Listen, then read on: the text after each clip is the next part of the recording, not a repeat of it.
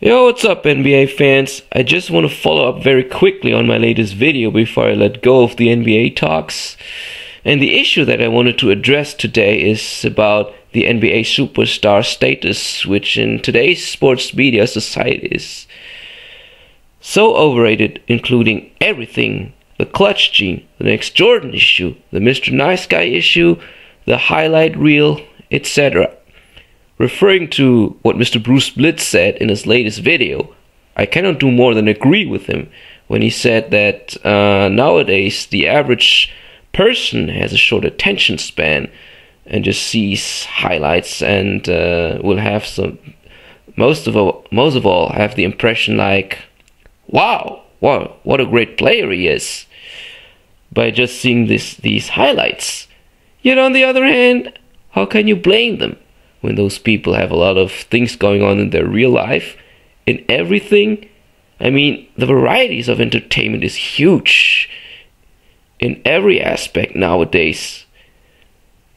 I mean, there's social media, internet, online magazines, mobile phones, iPods, iPads, chatting, SMS, pay TV online stations, YouTube, Twitter, Facebook, Blog Talk, radio, you name it. How can someone pay attention to all of it? Is it any wonder that the attention span can become as short as it can get nowadays? I mean, while you have a point, Mr. Bruce Blitz, can you really blame them for it? Back to the topic. I wanted to give a quick insight of the NBA generation overhyped. My Kobe Bryant video hopefully set the tone, and to recap things from there, I wanted to quickly remind you that the NBA media, including ESPN, overhypes him because of his 5 championships and put him on par with Michael Jordan. Sounds familiar, doesn't it? Shall I get into it again? Hell no. Watch that video under this link right here. Right down here. And as I finally began to understand Bruce Blitz's points after maybe half a year about this Kobe Bryant being overrated thing, I put it into further perspective towards other NBA superstars of this generation. So shall we begin? And I'll make a start with an all too familiar face who took his talents to the South Beach to join the Miami Heat. Guess what? Based on how overrated Kobe Bryant is as a championship ringleader and being put close to the level of Michael Jordan, as we all know, I think that in the meantime, LeBron James as well is somewhat overrated. And I'll tell you why. As I mentioned in one of my earlier videos, as spectacular as his moves and highlights look, as versatile as his triple-double barrage looks, as spectacular as his 1-on-5s look, this guy just doesn't have many fundamentals. If you look closer, or even if he has, he just doesn't use them enough or work on them hard enough, like it's supposed to with a star of this caliber. And at this point, Mr. Bruce Blitz, I gotta ask you again: can we really blame it all on his coaches? I mean, as half-hearted and clueless their strategies really are, don't you think in the meantime that it's LeBron himself who takes that 1-on-5 hero ball approach way too much into his heart and is kinda uncoachable at some point, like many talented athletes nowadays? The other thing about LeBron, and you're absolutely right, Bruce, my friend, and which I remember you talked about in your previous Blitz Hardcore podcast shows, he's simply influenced by the NBA media hype too much ever since the day he got his first multi-million-dollar Nike shoe contract deal before he even played an NBA game. I mean, this whole decision process was all planned to make money. I mean, it was obviously planned. I assume that it was planned to make money out of it. ESPN and co. They knew that every NBA fan around the world would watch it and thus raise TV ratings worldwide to watch this kid make a decision where he wants to play. And everybody who watched this was kind of ripped off. The Cavs fans, Miami fans, and every fan around the world would watch this, including myself, because I wanted him to come to Chicago. But jokes apart now, to get to the point, LeBron James, as great as he is, he can be better, in my opinion, but it doesn't seem like he has that tireless work ethics like Michael Jordan and Larry Bird, because he wasn't exposed to the high and rugged competition that was the trademark of the 80s and 90s era. But instead got an offer for a multi-million-dollar Nike shoe contract, as mentioned.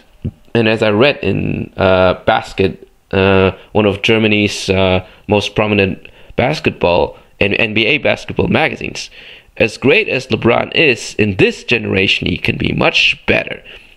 And he should start now, before he gets too old and loses in explosiveness, apparently. A drive to the basket alone and a tendency to play 1-on-5 style, as we mentioned it also so many times before, is not enough when it comes to effective basketball strategic battle for a championship run. Just to get back to that Miami Heat parade following the decision, look how Chris Bosh bragged about a lot, showing off, and then through mid-season of a painful buzzer beater, with a bunch of painful buzzer beater losses, he suddenly started to cry like a baby. You get the idea, guys? Okay, enough LeBron James and Miami Heat Big Three talk. I mean, if we put it all together, this serves as an example of how much power and status the NBA superstar is getting these days, plus the state of the Players Association, which has also gained in influence and status. In terms of skills, and most NBA players prefer to go one-on-one or hero ball mode and shooting crazy shots instead of trying to play effective basketball. And there's only so much coaches, whether legends or rookie coaches, can really do. They don't get through to the majority of talented NBA players because they just want to do their own thing. Only a few coaches have managed to tame down the egos of today's NBA stars, and one of them, for example, was Larry Brown and with the 2004 Pistons, as they whooped the team of 4 superstars, with Kobe, Shaq, Karl Malone, and Peyton apart with their team effort. And the other one that I wanted to refer to, and which I acknowledge as one of the greatest coaches in this generation, along with recommendations of Bruce Blitz. The other one is Doc Rivers. I mean, during his prime time before the first millennium decade was over, look how this guy transformed personalities like Kevin Garnett, who in Minnesota Timberwolves prime times had such a big ego during his primes, and who was so emotionally a hotshot. He was exactly like many selfish superstars in his young years. Look how Doc Rivers tamed that hotshot and integrated him into a team player who can work together in an effective basketball system with co-stars Ray Allen and Paul Pierce. In addition to that, he won a championship in 2008, and he practically kicked LeBron's behind for at least 2 seasons before his big 3 and the rest were getting simply too old in this year's playoffs.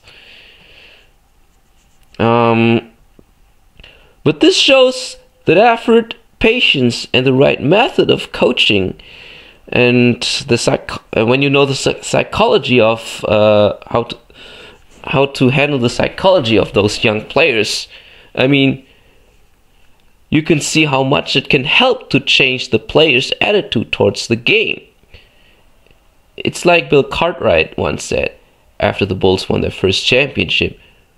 When you come into the league, all your goals are individual, but the longer you're in the league, you'll begin to understand that the most important factor is the team and team effort.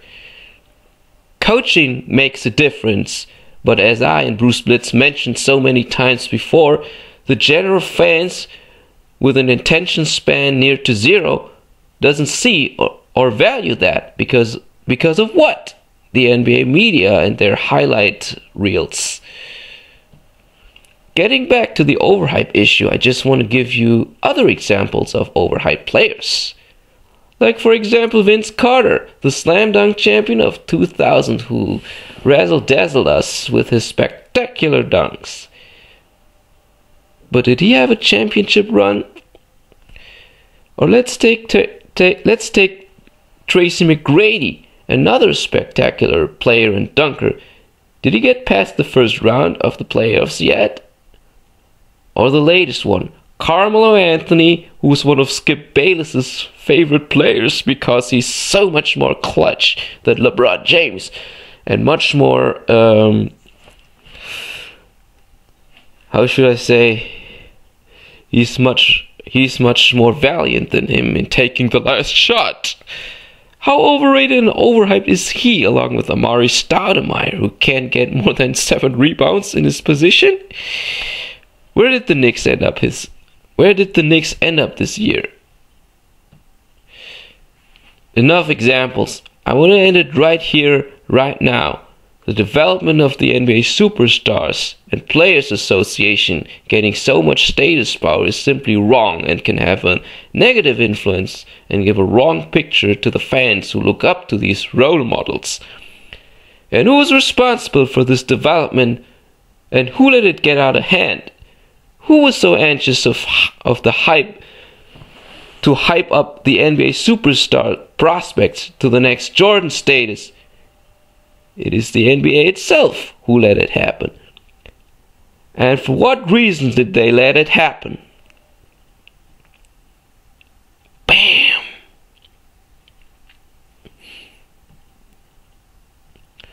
I mean, so what if the players go overseas because they haven't got a season to play? Then let them. Nobody's forcing them to stay in the NBA where corruption happens, though most of them are assholes. Others just want to play the game, no matter where, before their skills get rusty. Is it any mystery then that the NBA presidential committees have lost control over the mighty and money-hungry Players Association, who have become more powerful and influential in such a sense due to the 80s and 90s superstars' hype through all those years? The NBA reputation is going down because they let it happen. I'm Max Ryu and thank you for your attention. I'm out.